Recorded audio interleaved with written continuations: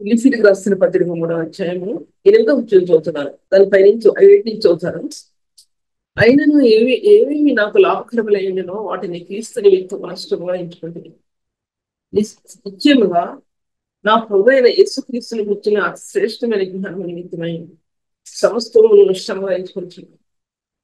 ఒక మాటను ధ్యానించుకుందాం. ప్రార్థన చేసుకుందాం. తండ్రి, నీ జీవమైన వాక్యాలు ఎన్నో నేను ఇక్కడ నమ్ముకుంటున్నాను.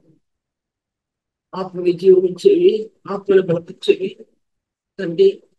నీ జ్ఞానంతో నింపడినటువంటివి ఆయన భూమి భూమి పుట్టిన తర్వాత రాబోయే కాలాల్లో ఉన్నటువంటి సత్యాలు, ఆ జ్ఞానం అంతా కూడా బైబిల్ వెళ్ళండి. ఈ చిన్న హృదయం దాన్ని గ్రహించుకోవడానికి సాధ్యపరచబడుతుంది. కానీ నీకు ఇచ్చినటువంటి ఆ రక్షణ పాత్రను చేతపట్టుకొని ప్రభు, ఆ రక్షణ పాత్రలో నీ మహిమ కలిగిన దారులు ఉన్నాయి కనుక దాన్ని నా హృదయంలో పెట్టావు కనుక తండ్రి, దాని మీద ఆశతో ప్రభు ఈ వాక్యాన్ని చేతపట్టుకున్నాను. ప్రభు తండ్రి, నీలో అయినటువంటి సత్యాలు నువ్వు బయలుపరుచుకున్నప్పుడు ఉన్న అంతర్య స్థానాన్ని ఎన్ని స్థలాలు తీసుకెళ్తావో అన్ని స్థలాలు తీసుకెళ్ళి తండ్రి, ఎంతమంది బిడ్డలు కూర్చున్నారో వాళ్ళు నీ జీవం ప్రకాశించాలి ప్రభు. నీవు నాకు ఇచ్చిన జీవం నీ నుండి, అదే జీవం నీ నుండి వారికి ప్రకాశించాలి. ఏమి చెప్తానో నాకు కూడా తెలియదు. నీ బలమైన చేతి దర్శించమని సహాయం చేయండి. యేసునామములో స్తుతించి వేడుకుంటున్నాను తండ్రి. మీ అందరికీ నాకు గొంతు వినిపిస్తుంది కదా క్లియర్ గా?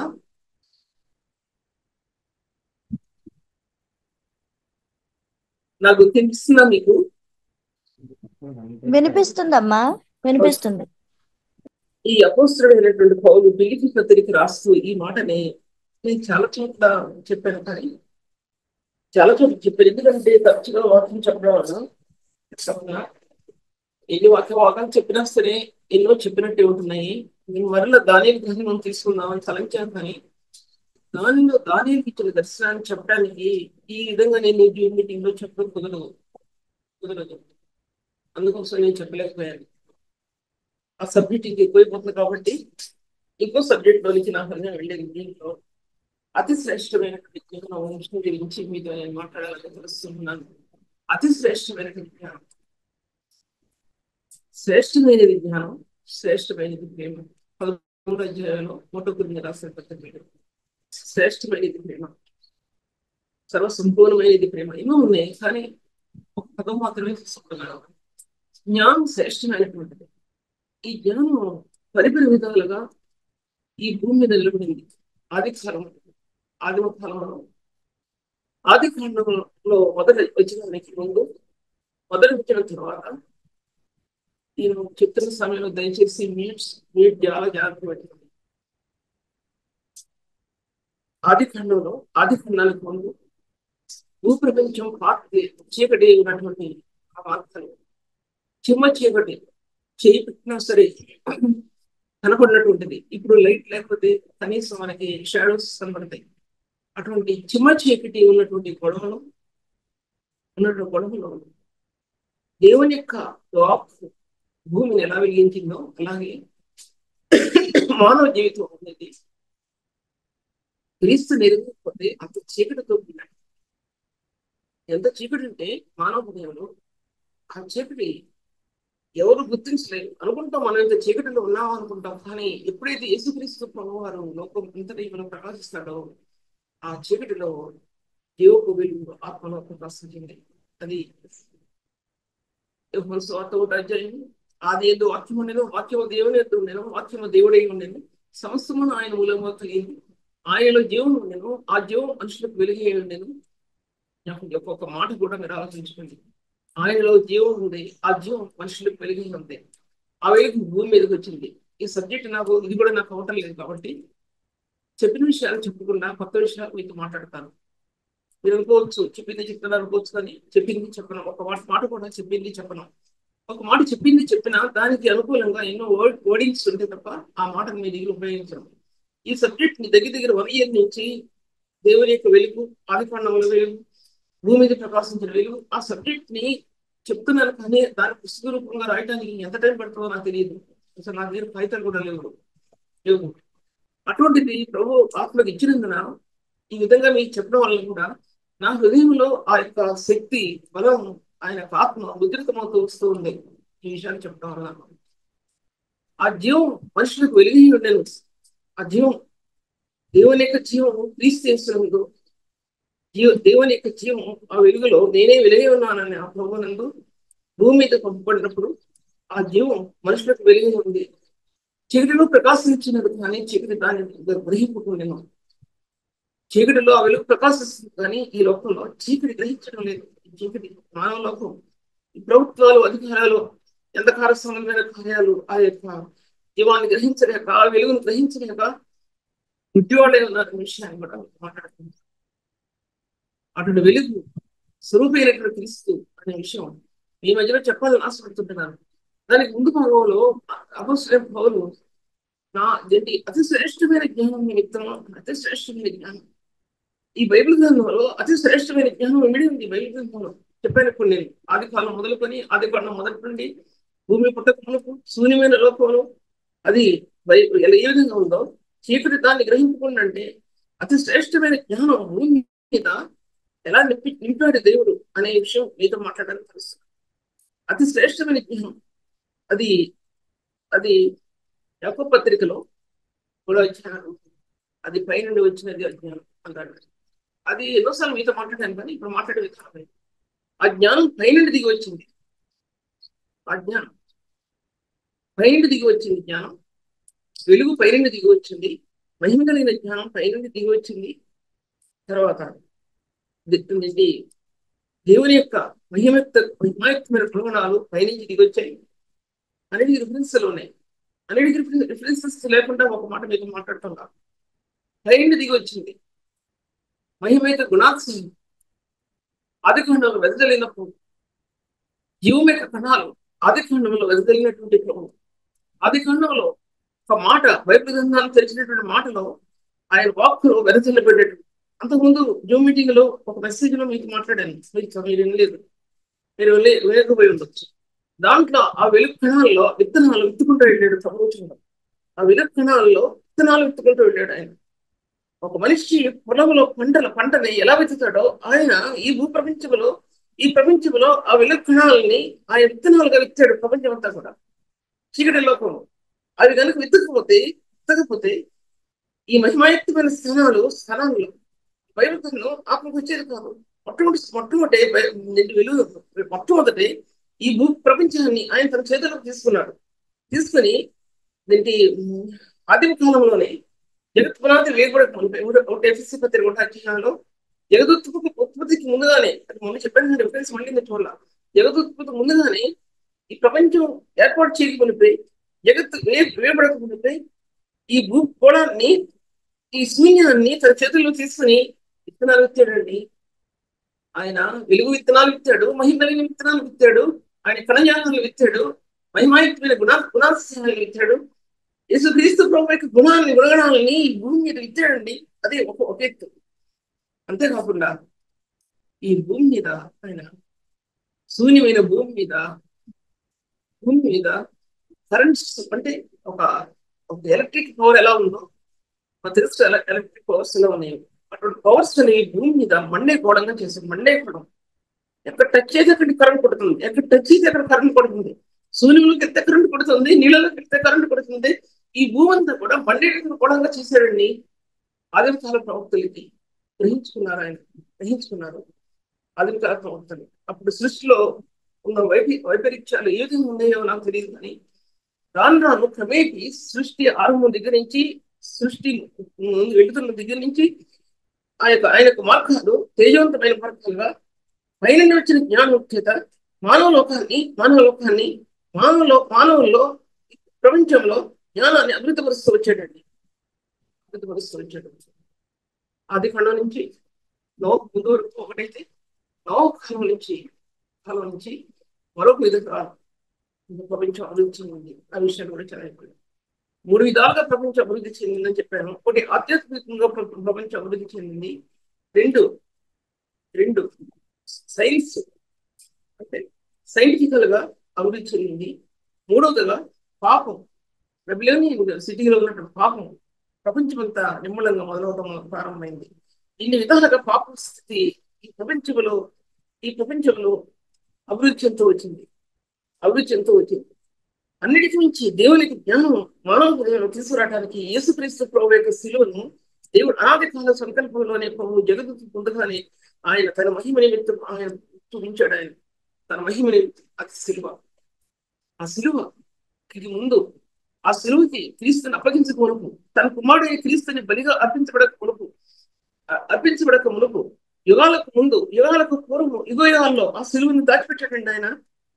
కొలస్సీ రాసిన పత్రికలో వాక్యం కూడా 25 వచ్చినాలో వాక్యం ఎలా దాచిపెట్టబడిందో, యుగాల్లో వాక్యం ఎలా దాచిపెట్టబడిందో, కొలస్సీ రాసిన పత్రిక 19 వచనాలలో ఆయనకు శిలువ యొక్క రక్తం, శిలువ ఎలా దాచిపెట్టబడిందో, ఆయనకు జ్ఞానం కూడా అలా యుగాల్లో ఆయన జ్ఞానం యొక్క సాంపాద్యం దాచిపెట్టబడిందండి. అది పైన దిగి వచ్చింది. అది యాకోబు పత్రిక 3 అధ్యాయాలు వచనం చూసుకోండి. అది పైన దిగి వచ్చింది, పవిత్రమైనది అని వ్రాయబడింది కదా. దాని గురించి ఒకసారి ఇప్పుడు చెప్పే థాట్స్ దానికి సంబంధించిన ద్వారా రావు.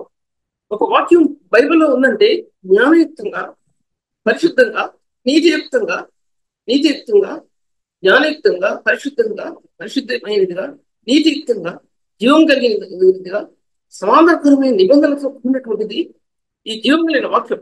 ఒక వాక్యం బైబిల్ గ్రంథంలో ఉందంటే దాని వేళ్ళు ప్రపంచంలో హిస్టారికల్ అంటే చరిత్రాత్మకంగా అది భూత భవిష్యత్ వర్తమాన కాలాల్లో ఉన్నటువంటి ఆ సామ్రాజ్యం అంతా కూడా ఒక చిన్న చిన్న వాక్యంలో దాచబడిందంటే ఈ బైబిల్ గ్రంథం అంతా కూడా ఈ ప్రపంచం యుగాల్లో ఎలా దాచిపెట్టబట్టడానికి దేవుడు ఉద్దేశించాడు అనేది, ఆయన వెలుగు కలుగుగా కానీ పలికిన దేవుడు ఆయన నోటి నుండి వచ్చిన మాట, ఆయన స్వరం భూమికి ఎలా తీసుకురాబడిందో ఆ విషయాన్ని తీసుకురావాలి.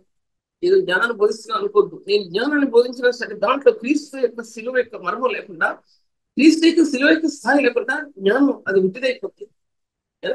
ఎంత నేను విజ్ఞానం బోధించినా, సైంటిఫికల్ గా నేను వెళ్ళినా, క్రీస్తు యొక్క మార్గాలు దాటం లేకుండా ఇది విఫలమైపోతుంది.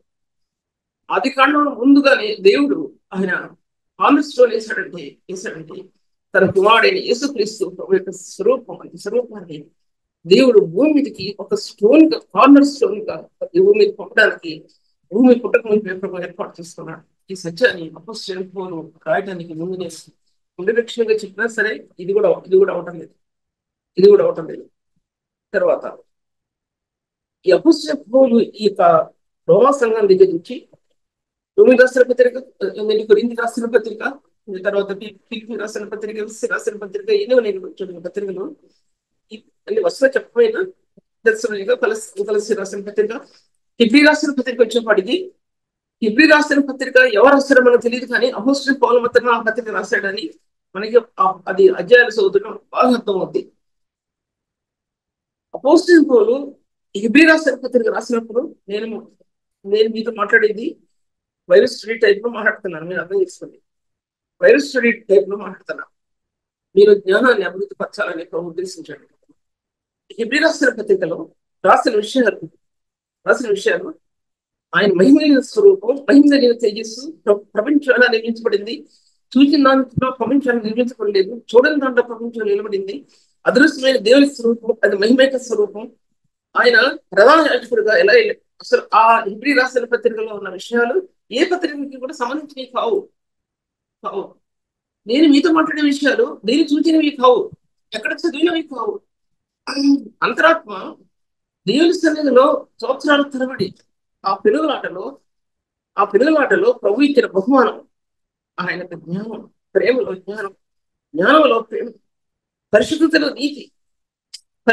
నీతి స్వరూపంలో ఆయన మహిమ స్వరూపం, ఒక తేజవంతమైన మహిమ అయినటువంటి ఆ పుష్పం యొక్క రేఖలు ఎలా ప్రకాశిస్తాయో అది లోక సంబంధమైన పుష్పం కాదు, షారోన్ వ్యాలీస్లో ఉన్నటువంటి పుష్పం కాదు, అది ఆత్మ సంబంధమైనటువంటి పరలోక సంబంధమైన ఆ యొక్క రేఖలు, ఆ రేఖలు ఆత్మలో నీలో వికసించాయంటే కారణం ఏంటంటే ఆ శిలువ యొక్క స్వరూపం నీలో, క్రీస్తు యేసు యొక్క స్వరూపం రక్తం ద్వారా నీలో ముద్రించినందున అది నీకు లభించింది, నాకు అది లభించింది. నా ప్రజలు జ్ఞానం లేక చెరపట్టుకుని పోవడుతున్నారు. నా ప్రజలు జ్ఞానం లేకుండా నడుస్తున్నారు. వాక్యం ఉంది, నేను అంటున్నాను, నా ప్రజలు జ్ఞానం లేకుండా చెరపట్టబడ్డారు. దేనికి చెరపట్టబడ్డారంటే ఈ లోకానికి, ఈ లోకం యొక్క పాపానికి, ఈ లోకం యొక్క అపవిత్రతకి, ఈ లోక సంబంధమైన క్రియలకు చెరపట్టబడ్డారు అన్నాడు. కొత్త పదాల జ్ఞాపకం అంటే కొరింథీయులకు పత్రిక రెండో రాష్ట్ర పత్రికలో దేవునికి జ్ఞానం, అది జ్ఞానం కోసం నేను అనేకమైన వితర్కాలని దాన్ని మాట్లాడండి.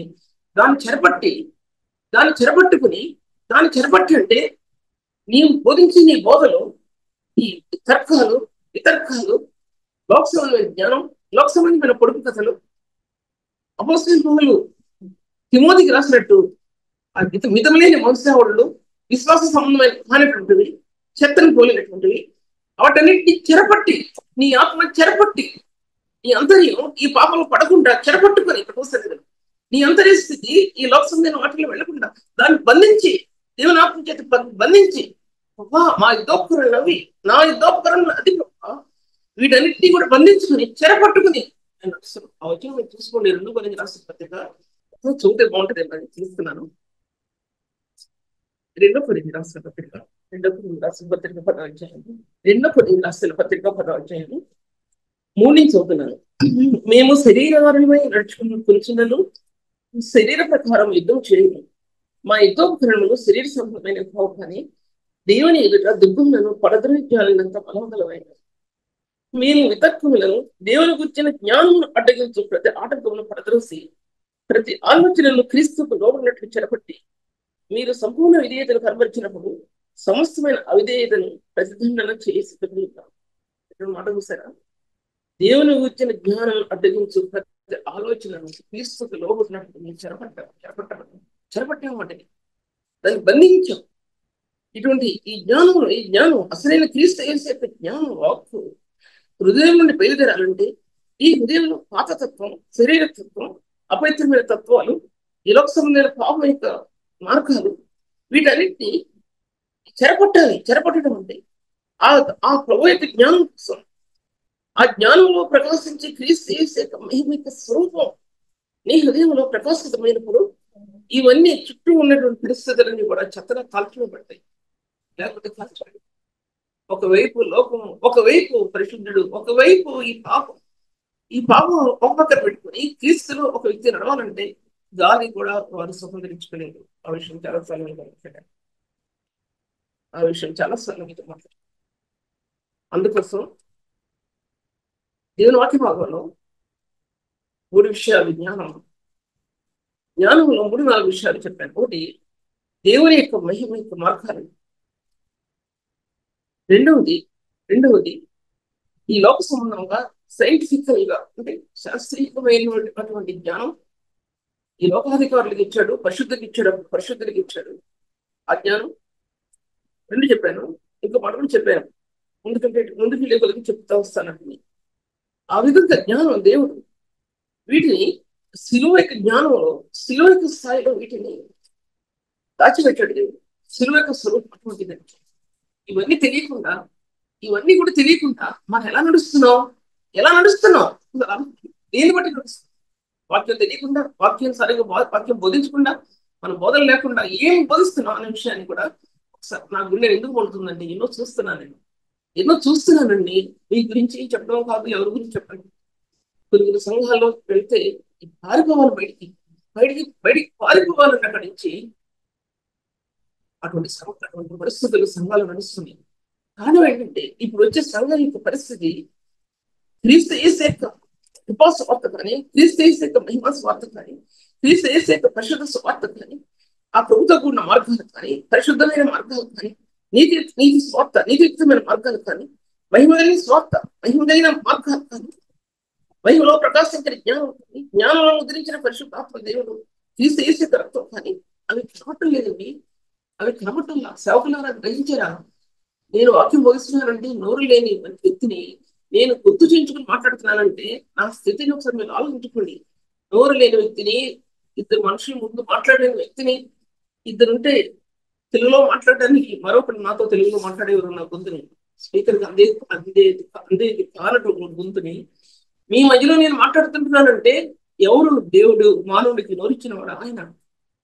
అతి మాన్యం కలిగినటువంటి మోషేకు నోరిచ్చిన దేవుడు ఆయన. అలాగే ఏమి తెలియనటువంటి జీవితంలో అమాయకంగా బతికిన నా బ్రతుకులో ఈ వాక్యం నిలబడి నేను చెప్తున్నానంటే దేవుని శక్తి లేకుండా ఇది చెప్పలేను కదా. అది నా శక్తి కాదని, నా బలం కాదని మీ మధ్యలో నేను చెప్తూ ఉంటున్నాను విషయాన్ని. ఈ దేవుని సన్నిధిలో దాచిపెట్టేటువంటి కార్యం, దేవుని సన్నిధిలో దాచిపెట్టబడిన ఈ యొక్క శిలువ యొక్క మర్మం, దేవుడు అనాది కాల సంకల్పంలోని ఆ శిలువలో క్రీస్తు ప్రభు యొక్క మహిమ గుణాలు మట్టి రూపంలో ఎలా వస్తాయో అనేది పరలోకంలో నుంచి ఆ మహిమైన గుణాలు ఈ మట్టి భూమిలో వెదజల్లాడండి. అది ఆయన గుణాశయాల యొక్క లక్ష్యం. ఆయన గుణగణాల యొక్క లక్ష్యం ఏంటంటే ఈ మట్టి భూమి ప్రకాశించాలి. ఈ మట్టి భూమి జీవం, ఈ మట్టి మనిషి పాపంతో బ్రతికి ఈ మట్టి మనిషి క్రీస్తు యేసు యొక్క మహిమ స్వరూపాన్ని చూడాలి. అదేంటి స్వార్థ.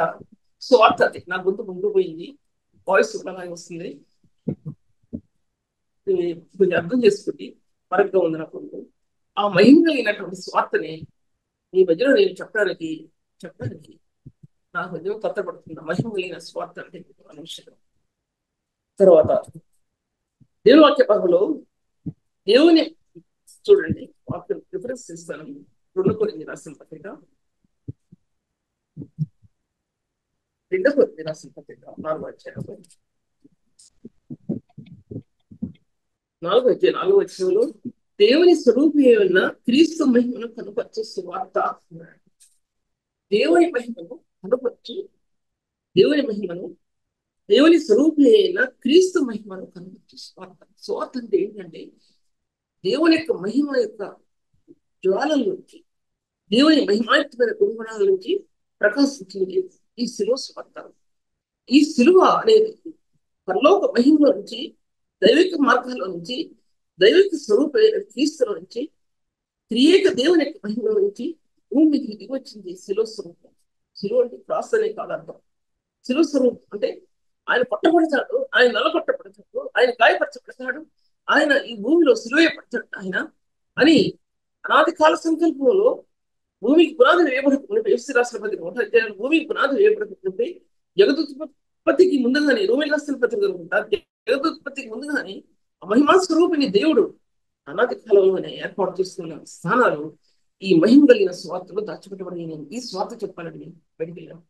ఈ స్వార్థ మీరు ఎప్పుడు చెప్తారు, నేను ఎప్పుడు చెప్తానంటే ఈ హృదయంలో ఉంటే చెప్తారండి, లేకపోతే ఏం చెప్తారు? ఏం చెప్తున్నావు మనం స్వార్థ అంటే? ఈ మహిమలైన స్వార్థలో మహిమలైన కణాలు ప్రజ్వలిల్లాయి. ఈ మహిమలైన కణాలు ప్రజ్వలిల్లినప్పుడు ఆధునికాల సమయంలో అద్భుతాలు జరిగినాయి, ఆశ్చర్యకరమైన కార్యాలు జరిగినాయి. చనిపోయిన వారు లేవనెత్తబడ్డారు, హీలింగ్ జరిగింది, అద్భుతమైన హీలింగ్ జరిగింది. ప్రపంచంలో ఈ హీలింగ్ ఎక్కడికి జరిగిందో అక్కడ స్వార్థ సంఘం, స్వార్థ సేవ అక్కడ బలంగా స్థాపించబడింది. యుగాలకు కూడా ఆ స్వార్థ అనేది భూమికి స్థాపించబడింది. భూమి రాష్ట్ర పత్రికలు 15 అధ్యాయంలో చూపించబడింది. దాంట్లో అద్భుతాలు, ఆశ్చర్యకరమైన కార్యాలు. ఈ సత్యాన్ని ఏషియా గ్రంథంలో 11 అధ్యాయంలో జ్ఞాపకాలు నేను పూర్వకాలం ముందు పాత నిబంధన గ్రంథంలో అది దేవుడు ఎత్తి చూపించాడు. ఆయన దీన్ని నిర్గమ కాండంలో మోషే ఐగుప్తు దేశంలో అద్భుతాలు జరిగినాయి. ఎందుకు అద్భుతాలు జరిగినాయి అంటే ఐగుప్తు దేశంలో సంఘం కట్టబడాలి. ఇశ్రాయేలు దేవుడు యొక్క సమూహం, ఇశ్రాయేలు దేవుని నామం ఐగుప్తు దేశం కట్టబడాలి. ఆది కాలంలో పాత ప్రపంచంలో పాత నిబంధనలో అద్భుతాలు జరిగినాయి. అద్భుతాలు జరుగుతూ యేసుక్రీస్తు ప్రభువు స్వార్థ యెహోవా దేవుని యొక్క మార్గాలు ప్రపంచాన్ని చుట్టుముట్టేస్తాయి. ఆయన అగ్నివంటి దేవుడు, ఆయన అగ్నివంటి దేవుడు, ఆయన స్వరూపం అగ్నివంటి స్వరూపం, ఆయన స్వరూపం అంటే మేము చచ్చిపోతాం అనుకున్నారు ప్రపంచ ప్రజల లోకంలో. ఆ విధంగా స్వార్థ ప్రపంచంలో వ్యాపించింది. నేటి కొత్త నిబంధనలో స్వార్థ వ్యాపించింది. బైబిల్ రాకమునకు యేసుక్రీస్తు ప్రభు వారు ఆయన పరిచర్యలో స్వార్థ వ్యాపించింది, బహుబలంగా వ్యాపించింది. నూతన నిబంధనలో యేసుక్రీస్తు ప్రభు వారు ఆయన పుట్టిన తర్వాత అద్భుతాలు, ఆశ్చర్యకరమైన కార్యాలు స్వార్థ సేవలు జరిగింది. ఇప్పుడు నేటి స్వార్థ సేవలు జరగట్లేదంటే తొలుకుని జరుగుతుంది. మూలం ఏంటంటే క్రీస్తు యేసు రక్షణ స్వార్థలో ఈ యొక్క సత్యాలన్నీ దాచిపెట్టబడి ఉంది. మనం ఒకదాన్నే పట్టుకుని మీకు ఇది కలుగుతుందని చెప్పడం కాదు, లేకపోతే మీరు ఇది కొనుక్కుంటారు అడుగుంటారు అని చెప్పడం కాదు, మీరు ఈ సంవత్సరం మేడ కడతారు వచ్చే సంవత్సరం 2 కార్లు కొంటారని చెప్పడం కాదండి. అది స్వార్థ కాదండి. పరలోకంలో దిగి వచ్చినటువంటి పరిశుద్ధులైన క్రీస్తులో ఉన్న స్వార్థను మీరు సెలవు చెప్తే లోకానికి ఆ అద్భుతమైన కణజాలాలు మానవ హృదయంలో ఏమిస్తాడో ఆయన తెలియదు. మనకి ఏ కార్యాలు ధరిస్తాడో తెలియదండి. ఆయనకు పోయించాలండి స్వార్థ. మన నోటిలో ఏముందో, మన హృదయంలో ఏముందో ఆ స్వార్థ కణజాలాలు ఎలా ఉన్నాయి. నేటి స్వార్థ ప్రపంచంలో వ్యాపించట్లేదంటే, నేటి సిటీలో వ్యాపించట్లేదంటే, నేటి క్రైస్తవ లోకం ఎక్కడుందండి? ఎక్కడుంది నేటి క్రైస్తవ లోకం? నేటి క్రైస్తవ లోకం ఎక్కడుంది? ఎంత మందిలో చూసినా సరే మీరు ఏమనుకోవద్దు. ఎంతమంది కొంతమంది అంటలేదు అన్న కాదు, కానీ ఎంతమందిలో చూసినా సరేనండి, డబ్బు అనేది చాలా ప్రధానమైనది గ్రహించుకున్నారు. డబ్బు అనేది ప్రధానమైనది గ్రహించుకున్నారు. ఈ డబ్బుని, ధనాన్ని, ఈ లోక పాపాన్ని ప్రేమించిన వాడు, నావిడి మీద చేపెట్టి ఎరుగు చూచిన వాడు దేవుని రాజ్యాన్ని, నీ జీవంలో ఉన్న మార్గాన్ని ఆ వ్యక్తి స్వతంత్రించుకోలేడు. స్వతంత్రించుకోలేడు. మీరు అనుకోవచ్చు, మీరు బాగా ఐశ్వర్యవంతులు, లేకపోతే పిల్లలు అబ్రాడ్ చదువుతున్నారు, ఉద్యోగాలు అనుకోవచ్చు. అది అది నేను ప్రాముఖ్యమైనదిగా ఎంచుకోలేదండి. దేవుని సన్నిధిలో చెప్తున్నాను మీకు. నా చేతుల్లో బైబిల్ ఉంది. దేవుని సన్నిధిలో చెప్తున్నాను, అది ప్రాముఖ్యమైనదిగా ఎంచుకో. నా పిల్లలు నా దగ్గరే ఉండాలనుకున్నానండి. నా దగ్గరే ఉండాలి. వాడు ఎక్కడికి పంపకూడదు, ఏ దేశాలు ఉందో. నాకు ఈ పిల్లలకి ఇచ్చిన ఆ కొద్దిపాటి ఆ ఐశ్వర్యం చాలు అనుకున్నానండి. చెప్తున్నాను మీకు. నేను ఉన్నతమైన వాటిని ఆశించలేదు. నా హృదయం గొప్ప వాటిని ఆశించలేదు. గొప్ప గొప్ప పదవులు ఆశించలేదండి. ఒక వ్యక్తి నీతియుక్తంగా బతకడం అనేది ఈ లోకంలో కోట్లు ధనరాశులు సంపాదించడం కంటే కూడా ఒక వ్యక్తి నీతియుక్తంగా బతకడం అనేది అంత ప్రాముఖ్యమైనదండి. ఈ లోకంలో విద్యలు, కార్లు, బంగ్లాలు కొనుక్కోవటం ఎంతో సులువైన మార్గం ఏమో, కానీ ఒక వ్యక్తి నీతియుక్తంగా జీవించడం అనేది చాలా కష్టతరమైన మార్గం అండి. దాన్ని సంపాదించుకున్నవాడు గొప్ప వ్యక్తి అండి. అది సంపాదించుకోవడం, నీతి మార్గంలో మీరు నడిచి మీ పిల్లలు నీతి మార్గంలో నడపడానికి ఒక వ్యక్తి పడే ప్రయాస ఈ లోకంలో, దానికి అంత ప్రయాస పడే ఒక వ్యక్తి తల్లిదండ్రులు ఈ లోకంలో ఎన్నో సంపాదించుకోవచ్చండి దాని బదులు. కానీ నీతియుక్తంగా ప్రభువులో కలిగినటువంటి ఒక జీవితం అనేది అది సామాన్యమైనది కాదండి. మీ బిడ్డలు, మా బిడ్డలు నీతియుక్తంగా వారు పెరిగి ముందుకెళ్ళడం అనేది ప్రభు నేర్పించినటువంటి మార్గాలు అండి. అవి మార్గాలు ఎప్పుడు ఉంటాయండి? ఆ మార్గాలు, ఆ మార్గం పరిశుద్ధమైన మార్గం, క్రీస్తు రక్తంలో నీకు ఆ రక్షణ మార్గం బయలుపరచబడితే అది నీకు అర్థమవుతుందని లేకపోతే అర్థం కావు. ఎంత చెప్పినా, నేను బోధించిన మీకు అర్థం కాలేని విషయం ఒక మాట్లాడుకోవాలి. ముందుకెళ్తున్నాను. 4 వెయ్యిలు రాశాను, సగం 1000 అవ్వలేదు.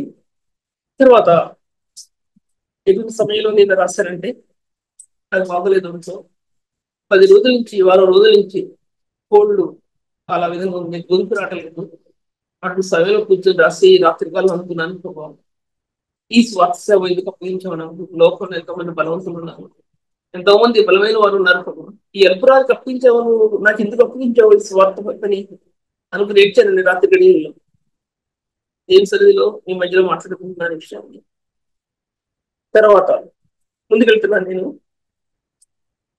2 కొరింథీయుల రాసిన పత్రికలో చదివాను కదా, దేవుని స్వరూపి అయిన క్రీస్తు మహిమను కనపరచు స్వార్థ అన్నాడండి. దేవుని మహిమ స్వరూపం స్వార్థలో ప్రజ్వలిల్లిందండి. దైవిక స్వరూపి యొక్క ఆ మార్గాలు స్వార్థలో ప్రజ్వలిల్లాయి. ఎలా ప్రజ్వలిల్లాయంటే, మట్టి రూపమైనటువంటి ప్రభువు నీకు గ్రహించి దైవోత్తమైన స్వరూపం శరీరంగా క్రీస్తుని వసించినది. కొలస్సీయుల రాసిన పత్రిక 2వ అధ్యాయం మొదటి భాగం వచ్చినారు. దైవత్వం యొక్క పరిపూర్ణత శరీరంగా క్రీస్తుని వసించింది.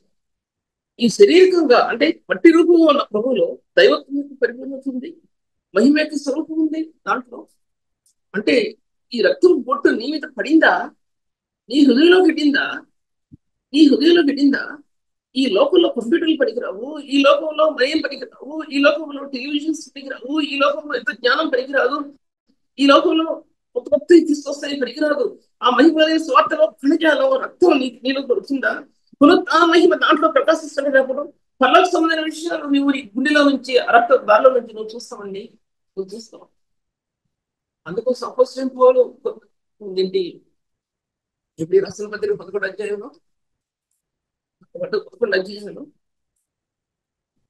మాట్లాడబడిందండి. కలిగిన ఏం రాశాడంటే, మీరు చూస్తున్నది ఇది కూడా ప్రపంచంలో దేవుని వాక్యము నిర్మాణమైన అయినవాళ్ళు కలిగిన దేహి ఆయన లేకుండా కలగలేదే. ప్రపంచంలో దేవుని వాక్యము నిర్మాణం అయినవని మీరు చూసేది అది లోక సంబంధమైనది కాదని, పరలోక సంబంధమైనదని అని ఆ వాక్యం చెప్పబడిన దాంట్లో చూస్తాను మళ్ళీ. ఎందుకంటే నేను చదివితే అయిపోతుంది, చదవడం లేదు. ఎబ్రి రాసిన పత్రిక 11 అధ్యాయం, ఎబ్రి రాసిన పత్రిక 11 3వ ప్రపంచంలో దేవుని వాక్యములని నిర్మాణమైనవని, అందును బట్టి దృశ్యమైనది కనబడే పదార్థముల చేత నిర్మింపబడలేదని విశ్వాసం చేత గ్రహించడం. దృశ్యమైనది మనం చూసేవి కూడా కనబడే పదార్థాల చేత నిర్మించబడలేదు. ఈ వాక్యం చాలా సార్లు కోట్ చేస్తుంది. మనం చూసేది ఏది కూడా కనబడే పదార్థాల చేత నిర్మించబడలేదు. గాలి కానీ, నీరు కానీ, పంచభూతాలు అంటారు కదా, మరి ఏంటో నాకు తెలియదు. ఎన్ని కూడా తెలుగులో అంటే ఆ భాషా జ్ఞానం నాకు తెలియదు. అగ్ని కానీ, నీరు కానీ, తర్వాత వర్షం కానీ, మొత్తం మీద 5 ఉన్నాయి. అవన్నీ ఈ లోక సంబంధమైన కానే కాదు. ఈ లోకం దాని చేత, ఈ లోక సంబంధమైన వాటి చేత లోకం కట్టబడలేదండి. ఈ లోకం నోహకాలం వరకు వర్షం తెలియదు.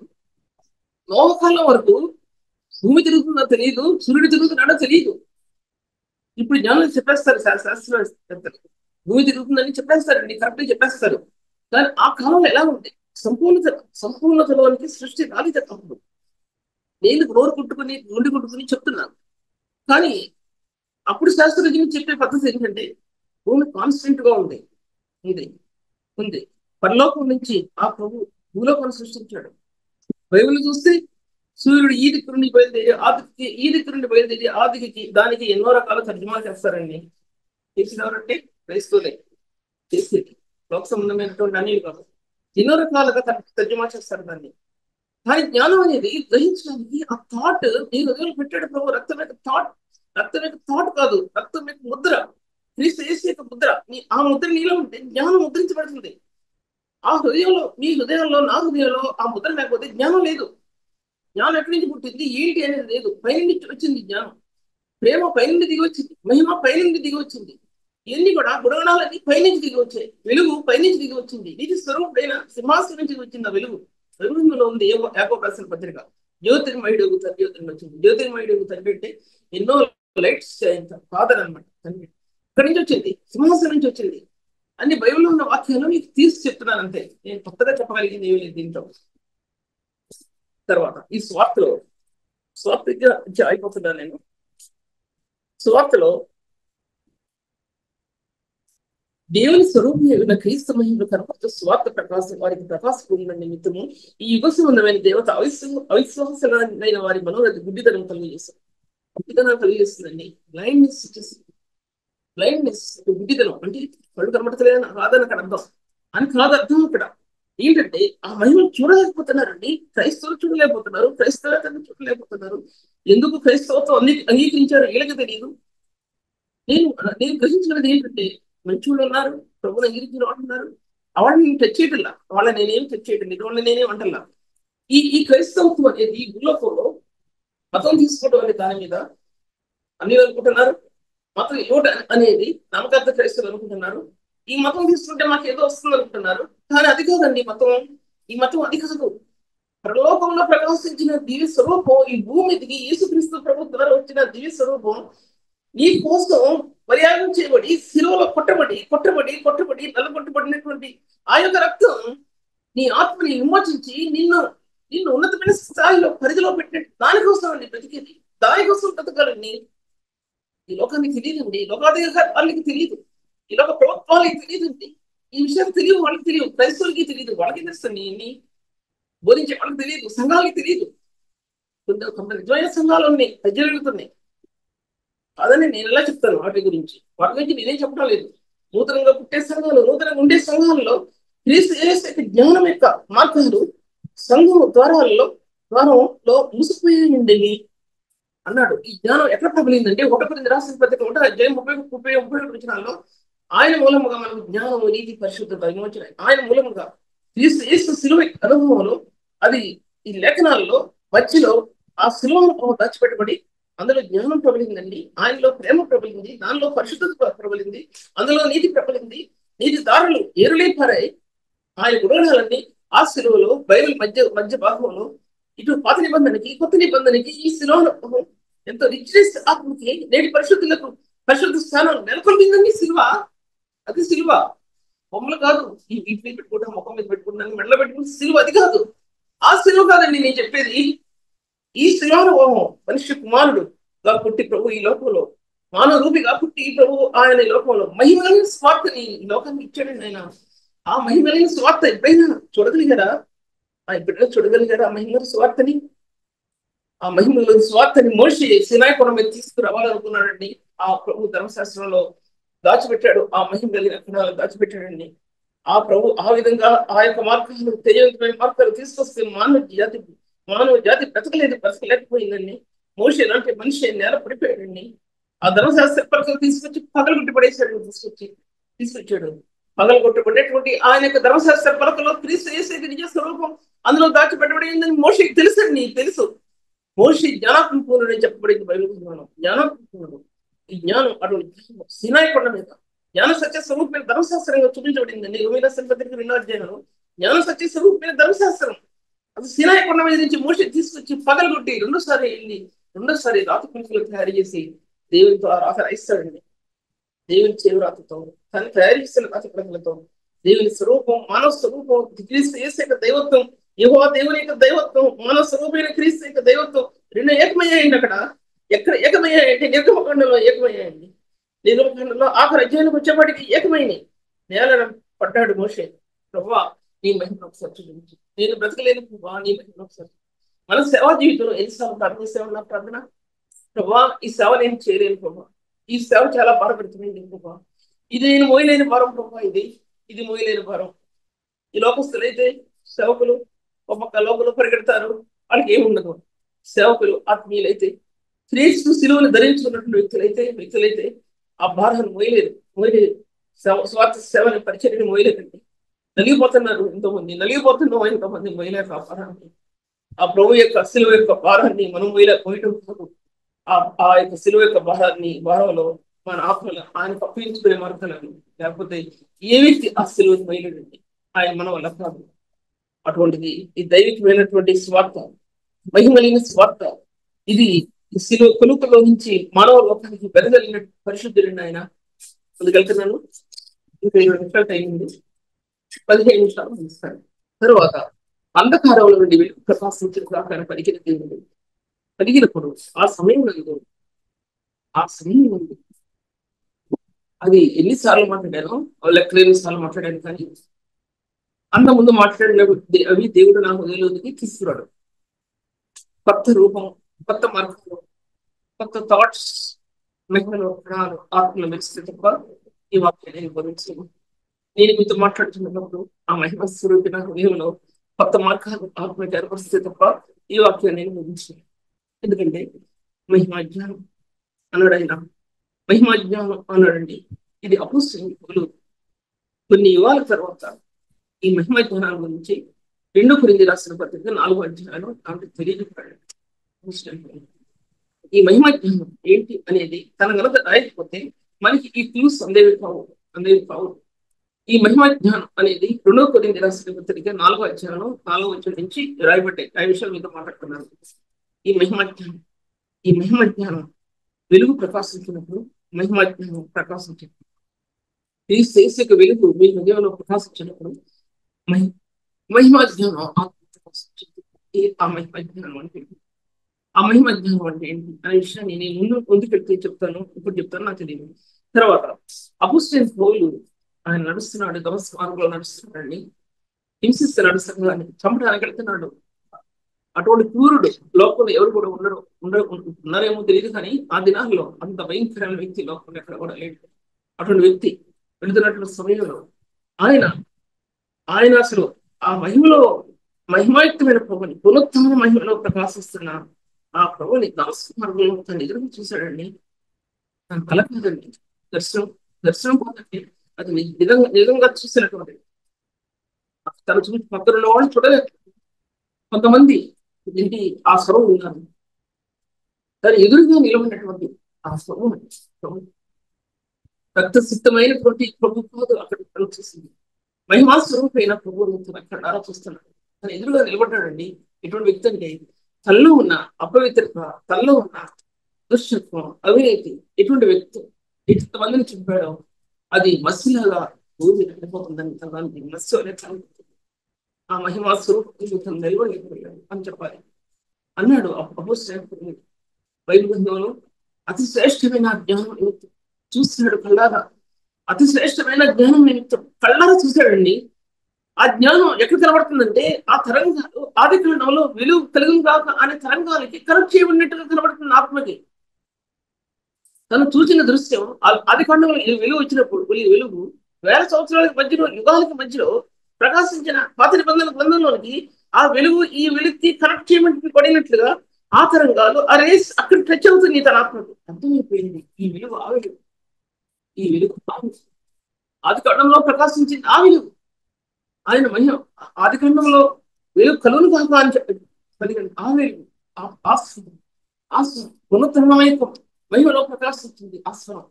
పునఃతానమైక మహిమ అర్థమైపోయి ఉండాలండి. క్రీస్తు శిలువలో అనుమాన రక్తంలో నీ ఆత్మ తడపడితే అందులో మార్గాలు పునఃతానం మహిమలోనికి ద్వారాలు తెరవబడతాయండి.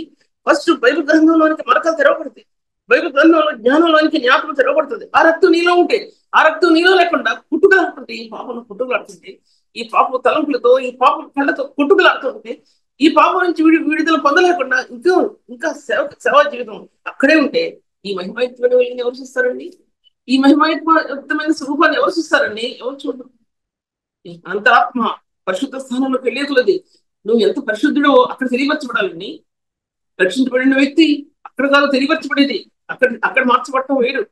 పరిశుద్ధ స్థానంలో వెళుతుంటున్నప్పుడు, అతి పరిశుద్ధమైన స్థానంలో నడుస్తుంటున్నప్పుడు, అతి పరిశుద్ధమైన స్థలంలో నువ్వు నిలబడుతుంటున్నప్పుడు, అతి పరిశుద్ధమైన స్థలంలో నైవేద్యాన్ని బలేర్పడుతున్న సమయంలో పాత నిబంధన గ్రంథంలో, నూతన నిబంధన గ్రంథంలో సిలువలో దాచబడిన ప్రధానమైన సత్యంలో నీ ఆత్మ నడుస్తున్నప్పుడు అప్పుడు ఎంత అపరిశుద్ధుడో అక్కడ తెలియపరచబడుతుందండి. పరిశుద్ధులు అనుకోవడానికి కుదరదు, నేను అనుకుంటానికి కుదరదండి. ఇంత విలువైన కార్యాలు లోకాన్ని తలకిందులు చేసినటువంటి సిలువ, లోకాన్ని జయించినటువంటి సిలువ, ప్రభు యొక్క మహిమ నుండి ప్రకాశించిన దైవిక స్వరూపిణి ఆయన దగ్గరికి నడుస్తున్నప్పుడు ఆయన స్వరూపంలో దర్శనాన్ని చూస్తున్నప్పుడు నువ్వు విలువలు నడిపోతావు, పుట్టుకులు ఆడిపోతావు. కోడి తలకాయ నీ మెడ కోసినప్పుడు అది ఎలా పుట్టుకులాడుకుంటావు, అలా పుట్టుకుంటుంది నీ ఆత్మీయ అనుభవం. నేను అని చెప్తున్నాను, కానీ ఆ స్థానంలో నేను గనక లేకపోతే ఈ వాక్య భాగాలు మీకు బోధించడం నా క్రమం కాదు, నా వల్ల కాదు. ఎక్కడో తెచ్చుకోవడానికి, నాకు అప్పు తెచ్చుకోవడానికి ఎవరు అప్పిచ్చి ఎవరికి తెలియదు. కొంతమంది తప్పు అప్పు తెచ్చుకునేవి అక్కడ చదివేసేసి మీకు డిక్టేట్ చేయడానికి నేనేమి ఆ విధంగా మీడియేటర్ గా లేదు. నేను నా అంతరంగంలో ప్రభు యొక్క స్థానం లేకుండా బల్లబుద్ధి చెప్పడానికి, అరవటానికి ఆ సామర్థ్యం నాకు లేదు. అటువంటి పరిశుద్ధుడైన ప్రభువుల గురించి మీ మధ్యలో నేను మాట్లాడుతున్నాను. అటువంటి పరిచర్యను ప్రభు నాకు అప్పగించాడు కాబట్టి ఈ పరిచర్య నుంచి నేను డివియేట్ కావడానికి నేను ఒప్పుకోవడం లేదు, ఇంకో దానికి వెళ్ళడానికి నేను ఒప్పుకోవడం లేదు. ప్రభు నాకు అప్పగించిన పరిచర్య తప్పితే మరొక పరిచర్యలోనికి అంతర్భాగం వెళ్ళడానికి నేను ఒప్పుకోవడం లేదు. తర్వాత ఆయన అందరూ చూశాడండి. ఆ శిలువ అనుభవంలో చూశాడు. పునరుత్థానుడైన ప్రభు తన రక్త దారంలో నుంచి శుద్ధీకరించిన తన హృదయం పునరుత్థాన మహిమతో ప్రకాశిస్తున్న ప్రభు ఆ జీవ కణాలు మహిమయమైన కణాలు చూసినప్పుడు ప్రపంచం ఎలా కట్టబడిందో అర్థమైపోయింది. ప్రపంచంలో ప్రకాశించిన వెలుగు ఎలా ఉందో అర్థమైపోయింది. ఆ యొక్క మహిమాయుక్తమైన కార్యం భూలోకంలో క్రీస్తు మహిమా స్వరూపిగా ఎలా వచ్చాడో మానవ రూపంగా అర్థమైపోయిందండి. అది అర్థమైపోయింది. అదే పునరుత్థానమైక మహిమ. ఆ పునరుత్థాన మహిమ ఆత్మకు అందలేదంటే, ఆ పునరుత్థానమైక శక్తి ఆత్మకు అందలేదండి. ఆ పునరుత్థానమైక జీవం, పునరుత్థానమైక మహిమ, పునరుత్థానమైక శక్తి, పునరుత్థానమైక జీవం, పునరుత్థానమైక జ్ఞానం ఈ ఆత్మకు అందడం లేదండి. ఆ శిలువ అనుభవంలో, రక్తంలో క్రీస్తు సమానమైన అనుభవం లేదు అనమాట. లేదు అనమాట. క్రీస్తుతో సమానమైన అనుభవం లేదు. ఇది ఎప్పుడు లభిస్తా, ఇది ఆత్మకి ఎప్పుడు లభిస్తుంది అనేవాళ్ళు నేను చెప్పడానికి నాకు సాధ్యపరచాలి. ఎందుకు ఎలా లభిస్తుంది?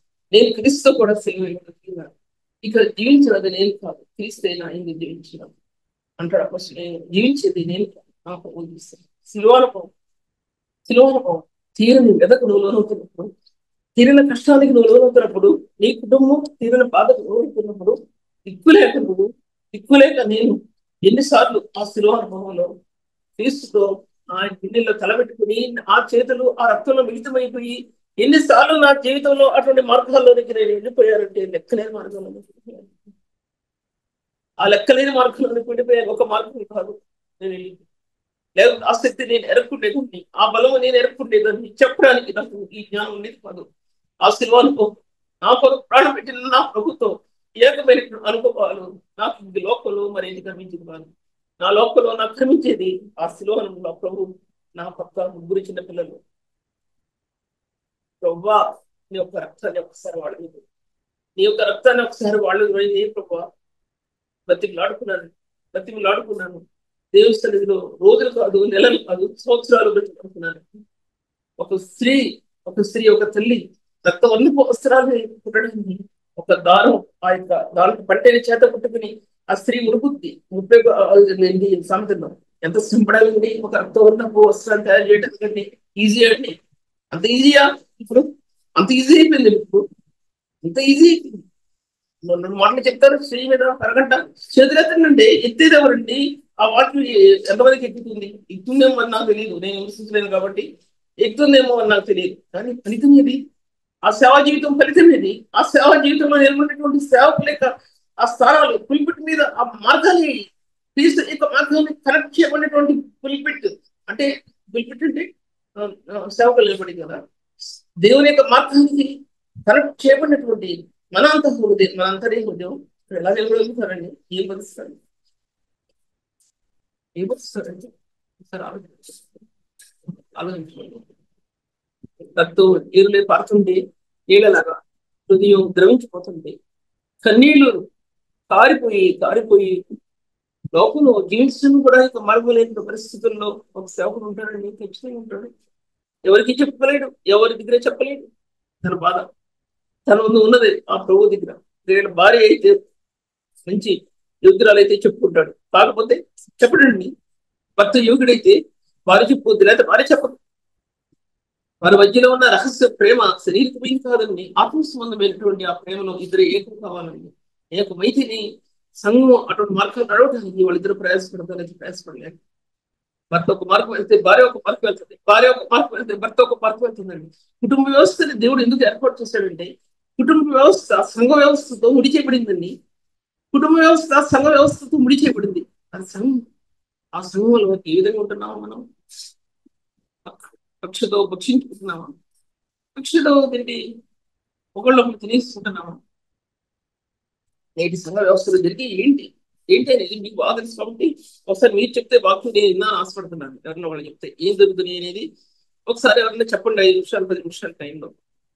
తర్వాత భూమి మీదకి దిగి వచ్చిందండి జ్ఞానం. భూమి మీదకి దిగి వచ్చింది ఆదిమ కాలంలో జ్ఞానం, పైన దిగి వచ్చిందండి జ్ఞానం. అది యాకోబు పత్రికలో పైన దిగి వచ్చింది అజ్ఞానం. అజ్ఞానం ఎలా దిగి భూమి మీద మనం ఇప్పుడు బిల్డింగ్స్ ఎలా కడుతున్నాము అలాగా సూర్యమైన లోకంలో బిల్డింగ్ కట్టింది, బిల్డింగ్స్ కట్టుకుంటూ వచ్చిందండి. సముద్రాల్లో బిల్డింగ్స్ కట్టింది, అంతరిక్ష స్థానాల్లో బిల్డింగ్స్ కట్టింది, శూన్యంలో లోకంలో బిల్డింగ్స్ కట్టింది, జ్ఞానం యొక్క బిల్డింగ్స్ కట్టిందండి. దేవుని జ్ఞానం అనే బిల్డింగ్స్ కట్టింది, సైంటిఫికల్ గా జ్ఞానం యొక్క బిల్డింగ్స్ కట్టింది. భూమి పవర్స్ తో, ఎలక్ట్రిక్ పవర్స్ తో నింపడింది. భూమి మ్యాగ్రో ఎలక్ట్రికల్ పవర్స్ అనేది ఆకర్షణ శక్తితో భూమి నింపబడింది, కరెంట్స్ తో నింపబడింది భూమి. చదివిన పుస్తకాలు నేను చెప్పడం, ఇవన్నీ నేను చెప్పిన పుస్తకాలు చదవలేదు, కానీ కొంత జ్ఞానంతో కొన్ని పుస్తకాలు అసలు భూమి జ్ఞానం ఎలా కట్టబడింది అనే విషయంలోనికి కొన్ని పాయింట్స్ నేను, అది కూడా ఒక దైవికుడు రాసినటువంటి ఒక పెద్ద రిఫరెన్స్ బైబిల్ కూడా కాదండి, ఒక హిస్టారికల్ అది అటువంటి దాన్ని చదవడం అంటే చాలా కష్టం. ఒక పాయింట్ ఏంటంటే దాని మీద ఎంతో వెళ్ళిపోగలిగింది పాయింట్ ఏంటంటే, అటువంటివి ఆ దైవులు రాశాడండి. ప్రొఫెసర్ ఆయన, తర్వాత ఎన్నో డిగ్రీలు సంపాదించాడు, ఆత్మ సంబంధమైన దేవుడితో ఏకమైన వ్యక్తి. ఆ మ్యాగ్రో ఎలక్ట్రిక్ పవర్స్ అనేవి ఇప్పుడు శాస్త్రజ్ఞులు చెప్పేటప్పుడు ఏంటో ఆయన చెప్పిన కూడా అవే చెప్పాడు. దాంట్లో అంత జ్ఞానయుక్తంగా భూగోళం తిరగడం ప్రారంభించింది భూగోళం. సూర్యుని చుట్టూ తిరగడం ప్రారంభించింది, భూమి నింపబడింది, సూర్యుని చుట్టూ తిరగడం ప్రారంభించింది.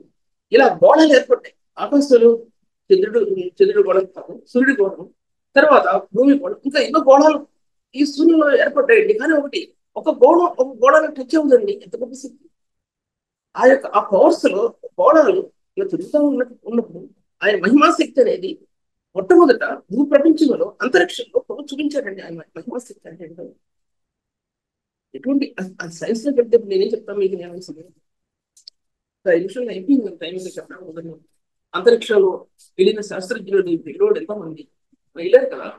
దాంట్లో కాన్ చెప్పింది ఇప్పుడు ఏం చెప్పిందంటే భూమి త్వరగా నాశనం అయిపోతుంది, భూమి త్వరగా నాశనం అయిపోతుంది, ఏడుస్తుంది కిందకు దిగి వచ్చి నాశనం అయిపోతుంది భూమికి త్వరగా. 16 సూర్యోదయాలు 16 సూర్యాస్తమయాలు చూస్తుంది. ఆమె చూసింది 16 సూర్యోదయ, రోజుకి 16 సూర్యోదయాలు 16 సూర్యాస్తమయాలు చూసింది ఆ అంతరిక్షంలో. అంటే దాన్ని రాస్తుందండి. ఆ భూమి గంటకి 60 నిమిషాలు అయితే అక్కడ అక్కడ ఏంటి అంతరిక్షంలో 96 మినిట్స్ 86 మినిట్స్ అని జ్ఞాపకం లేదు, మనం కూడా చదివాను నేను. మినిట్స్ అంట ఒక రోజుకి. అంటే పైకి వెళ్ళేది కాలమానం అనేది చాలా దగ్గరగా వెళ్ళిపోతుంది కాలం అనమాట. దాంట్లోకి వెళ్ళేది కదా నేను.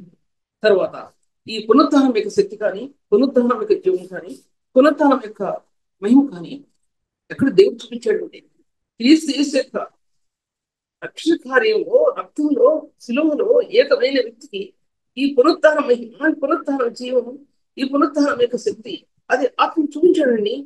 అది ఈ జీవిత విధానంలో నింపడి ఉంటే, శవ జీవితం నింపడి ఉంటే అవి బలమైన స్తంభాలుగా సంఘంలో నిలబడతాయండి. సంఘం కట్టబడుతుంది, లేకపోతే సంఘం కట్టబడ్డాలి సాధ్యపడి అటువంటి మార్గాలు ప్రభావించిన మళ్ళీ ధ్యానిద్దాం. ఎందుకంటే అవలేదు కాబట్టి ఒక వెయ్యి అయింది, మళ్ళీ ధ్యానిస్తాను. ఎందుకంటే ఒకే సబ్జెక్ట్ మీద వెళ్ళిపోతుంది ప్రతి వాక్య భాగం.